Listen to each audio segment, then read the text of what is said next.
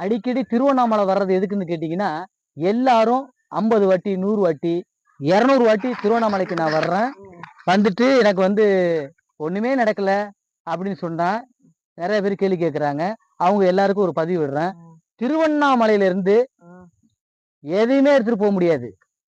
இருக்கிற அனைத்தும் கொண்டுட்டு வந்து திருவண்ணாமலையில எரிச்சுட்டு போலாம்.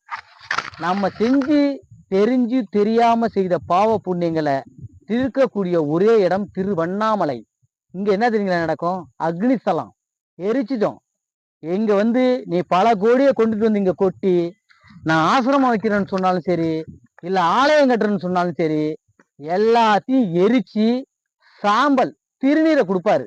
அந்த திருநீரை மட்டும் நீ தான் எடுத்துட்டு போக முடியும். அதுக்காக திருவண்ணாமலை வந்தீங்கன்னா அண்ணாமலையாரை மட்டும் சேவிச்சுட்டு திருநீரை அணிஞ்சிட்டு போனீங்கன்னா ஐயா நம்ம கூடயே வருவாரு. ஐயாவோட திருவடியை வணங்குங்க. கிரிவலம் வர்ற பாதையில தயவு செய்து எதுவும் வாங்கி சாப்பிடாதீங்க. ஒரு நாள் தவத்தோட தியான நிலையில மௌனமா ஓ நமசிவாயங்கிற பஞ்சாட்சர மந்திரத்தை உள்ளுக்குள்ள நீங்க சொல்லிக்கிட்டு இந்த கிரிவல பாதையில ராஜகோபுரத்துக்கு எடுத்த மாதிரி ஒரே ஒரு கற்பூர ஜோதியை ஏத்திட்டு நீங்க கையெடுத்து வணங்கிட்டு போங்க. உங்களோட இந்த திருநீரோட நம்ம சிவபெருமான் உங்களை ஆட்கொ Download ShareChat.